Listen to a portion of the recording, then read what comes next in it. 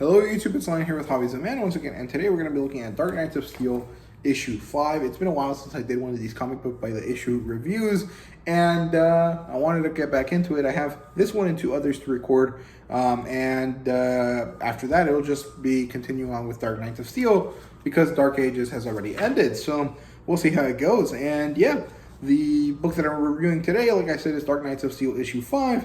This one was kind of released before Batman published, but or before the Batman released in theaters. But I basically didn't buy any comic books in March for some reason, mostly because I just never got time to go to the comic book shop. But yeah, this is written by Tom Taylor and is illustrated by Yasmin Putri, and she does a great job. I don't know who did this cover though. I don't think it's Jasmine Putri. But it's a great cover. I like it so much. I like Diana and Harley and Poison Ivy there. So yeah, let's talk about what this one has. And if I remember correctly, the recap from last time was that we basically get to see Zala continue to go on this rampage, killing a bunch of people. She kills all of the Metallo Knights, the metal men, and we get to see that Batman investigates this green stone that happens to fall from the sky, and of course he kind of gains this weakness to it because he is half Kryptonian as well. So yeah, very interesting there. So here that was the recap. Let's get into the review and discussion. So this one, Zala finally comes home and she talks to Cal, and we get to see them in this kind of like chamber where Zala is looking at her dad's kind of tomb. And she talks to him about it, and she talks about her father deserves justice, and Cal just hugs her, and then they move on from this part, and we get to be in the Hob Forest following Harley. She's kind of walking around, trying to get the Poison Ivy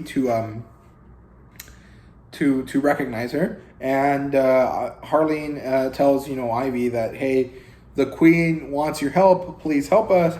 And, they have this back and forth where it's like they're flirting, but also, they're having like an important discussion about how, she doesn't want to follow anyone's rules, but she'll do it for Harley. But she's not really a allied with the Queen, with the elves. And there you go. Then Poison Ivy senses something, and they get shot up on this tree branch. And they get to see that it's Diana who's flying towards them. And then Poison Ivy captures Diana. She uses her ivy, vine things to try to capture her. Diana hurts one of the trees, and as they keep going, they have a fight. And then finally, Ivy captures Diana properly, and they finally get around to talking, right? And what basically happens here is that, Ivy basically threatens her, and then Harley is like, she steps in and she's like, wait, why is this person here? And then they talk about it, and Diana talks about how her mom doesn't believe in Zala, so she went to find her herself, and she's been accused of doing horrible things. And then Zala and Cal show up, and they're like, hey, you guys know we can hear you from really far away. We had to come by and see what was going on. And then they finally release Diana, and Diana and Zala have a little heart-to-heart there. And, Diana asks her if she committed the crimes. And she says no, which is kind of interesting because we literally saw her do it. But it's kind of a bit of a mystery there.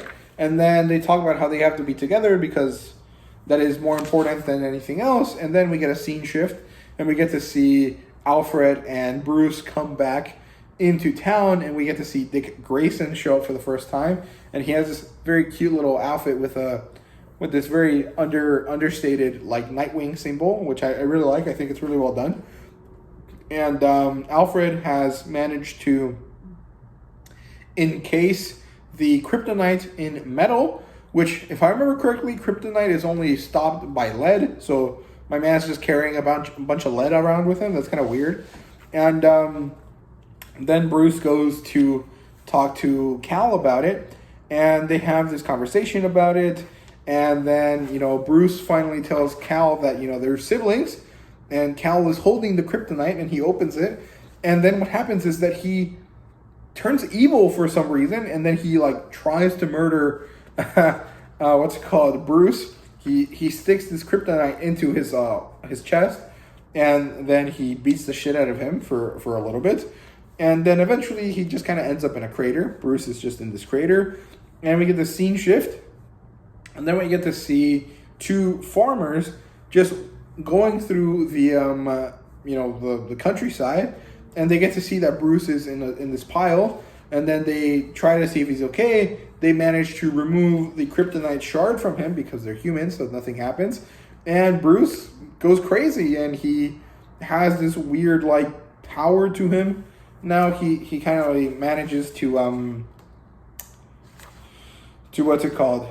To activate his eye lasers, or his laser eyes.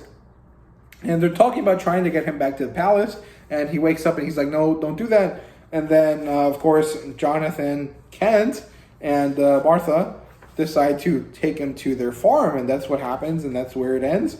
And then we have this very long discussion about the trial of the Amazons, which seems to be an interesting run, but I've realized that I really like these like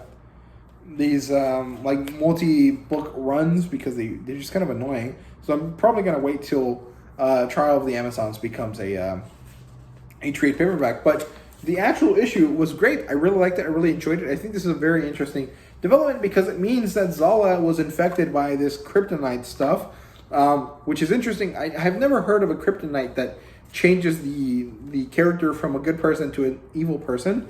But I'm sure there is one. I mean, I'm pretty sure there's one that turns Superman gay.